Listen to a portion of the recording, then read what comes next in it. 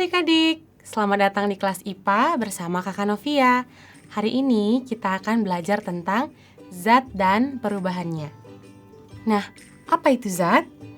Zat adalah segala sesuatu yang mempunyai massa dan menempati ruang. Contohnya, ada beras. Beras adalah zatnya dan ruangnya adalah karung plastik.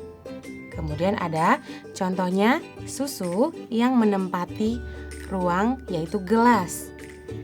Dan yang ketiga contohnya ada gas LPG. Walaupun gasnya tidak kelihatan, tapi gas itu memiliki massa. Kita bisa lihat seperti di gas LPG yang ukuran warna hijau kecil itu, ukurannya adalah 3 kg. Nah, untuk mempelajari lebih lanjut tentang zat, kita akan mempelajari ciri-ciri atau sifat-sifat zat. Jadi sifat-sifat zat itu dikelompokkan menjadi 2 golongan. Yang pertama dari segi sifat fisika. Nah, sifat fisika itu adalah ciri-ciri zat yang bisa diamati secara langsung.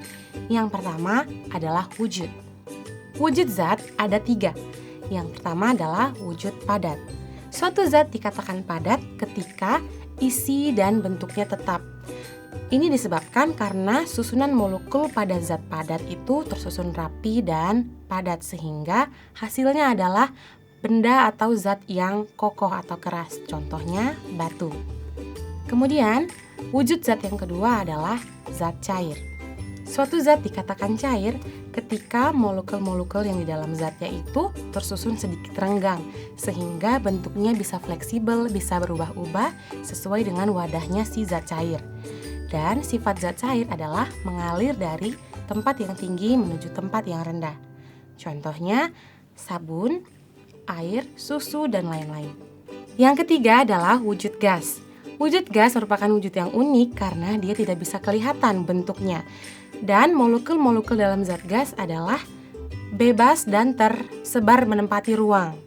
Contohnya adalah gas yang kita isi di dalam bola. Nah, jadi gas di dalam bola itu tidak memiliki wujud atau bentuk yang tetap sehingga dia bisa menempati ruang. Contohnya ketika bola kempes, kita bisa mengisi gas sampai bola itu bisa mengembang maksimal dan dia menempati seluruh ruang di dalam bola tersebut. Kemudian, sifat fisika yang berikutnya adalah dari segi warna. Jadi, semua zat yang ada di alam memiliki warna yang berbeda-beda tergantung komposisi penyusunnya. Contohnya, ada arang. Nah, arang ini biasanya berwarna hitam karena zat penyusunnya atau unsur penyusunnya adalah karbon yang seogianya berwarna hitam. Kemudian ada susu. Susu biasanya memiliki warna putih karena tersusun dari kalsium yang memang memiliki warna putih. Dan ada api yang memiliki warna merah karena gas penyusunnya. Kemudian sifat fisika yang selanjutnya adalah kelarutan. Nah, jadi di alam ini yang menjadi zat pelarut universal atau pelarut yang umum adalah air. Namun, zat-zat di alam tidak semuanya larut dalam air. Ada yang gampang larut, ada yang sama sekali tidak bisa larut. Contohnya, kalau kita masukkan gula ke dalam air, bisa larut secara sempurna. Namun, ketika kita memasukkan minyak ke dalam air, mereka tidak bisa bersatu atau tidak bisa larut. Yang ketiga adalah sifat daya hantar listrik. Jadi, di alam ada zat-zat yang memiliki kemampuan untuk menghantarkan listrik disebut konduktor. Dan ada juga zat yang tidak bisa menghantarkan listrik disebut isolator. Nah, biasanya untuk menghantarkan listrik kita menggunakan bahan logam atau tembaga seperti pada gambar. Nah, setelah kita mengetahui sifat-sifat fisika, sekarang kita akan belajar sifat-sifat kimia dari zat. Apa itu sifat kimia? Yaitu ciri-ciri yang berkaitan dengan reaksi-reaksi dalam zat. Dan biasanya reaksi ini akan menghasilkan zat-zat yang baru. Sifat yang pertama adalah sifat mudah terbakar. Jadi, ketika zat berinteraksi dengan udara dan dengan oksigen, biasanya ada zat-zat yang memiliki potensi untuk bisa mudah terbakar. Contohnya adalah bensin. Bensin ketika berinteraksi dengan oksigen di udara memiliki potensi untuk mudah terbakar. Dan ketika ada unsur api maka terjadilah kebakaran. Itu sebabnya ketika kita pergi ke Pertamina biasanya ada pengumuman untuk dilarang merokok. Karena udara di sekitar itu sudah memiliki potensi untuk mudah terbakar. Kemudian yang kedua adalah sifat busuk dan asam.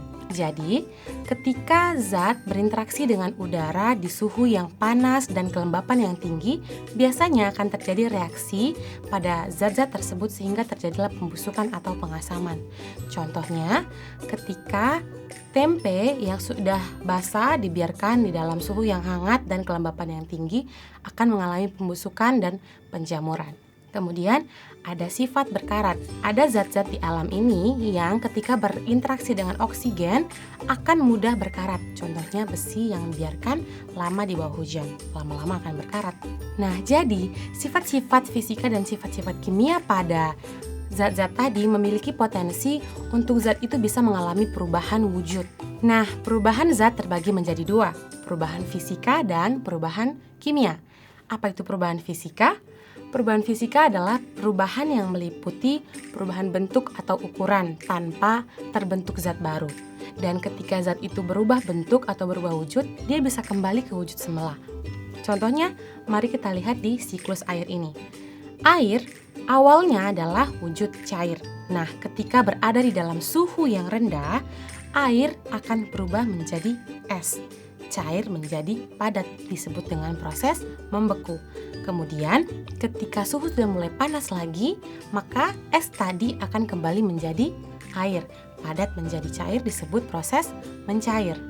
Kemudian, ketika ada es dikeluarkan dari kulkas misalnya, biasanya kita akan melihat dari es itu akan keluar uap-uap air yang warna putih seperti asap. Nah, itu adalah penguapan dari es. Jadi es bisa menguap menjadi gas, itu disebut dengan menyublim. Nah, ketika kita mengeluarkan es dari dalam kulkas, biasanya udara yang awalnya dingin dipindahkan ke udara yang lebih hangat akan mengeluarkan asap-asap putih dari es. Nah, itu adalah proses penguapan dari es menjadi uap. Itu adalah proses perubahan dari padat menjadi gas, disebut proses menyublim. Kemudian, ketika udara di sekitar kita suhunya semakin dingin, maka uap-uap udara yang ada di lingkungan kita lama-lama akan membeku atau mengkristal sehingga terbentuklah salju. Itu disebut proses perubahan dari gas menjadi padat, disebut dengan mengkristal.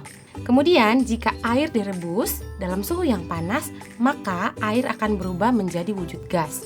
Cair menjadi gas disebut menguap.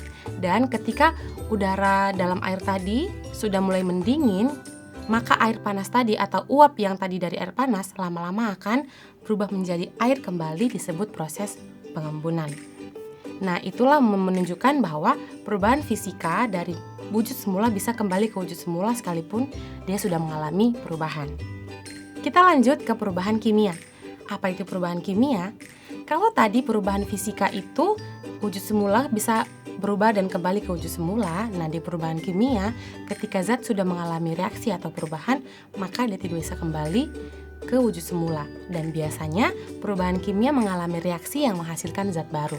Contohnya adalah proses pembakaran. Ketika kita membakar kayu, maka hasilnya adalah arang. Nah, arang atau bisa menjadi debu lama-lama. Padat bisa lama-lama menjadi wujud gas.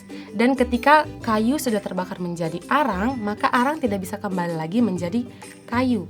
Dan di sini terjadi proses reaksi kimia. Contoh yang kedua adalah proses fermentasi. Fermentasi biasanya menghasilkan zat baru. Contohnya susu. Ketika susu diberikan bakteri dan diberikan unsur-unsur kimia lain, maka akan mengalami proses pembekuan dan fermentasi sehingga terbentuklah keju. Ketika keju sudah terbentuk, maka tidak bisa lagi berubah menjadi susu. Di sini terbentuk zat baru yang awalnya susu bisa menjadi keju dan tidak bisa kembali menjadi susu. Nah, itulah beberapa contoh perubahan kimia. Pembelajaran kita hari ini sampai di sini dan kita akan bertemu di minggu depan membahas materi selanjutnya. Sampai jumpa.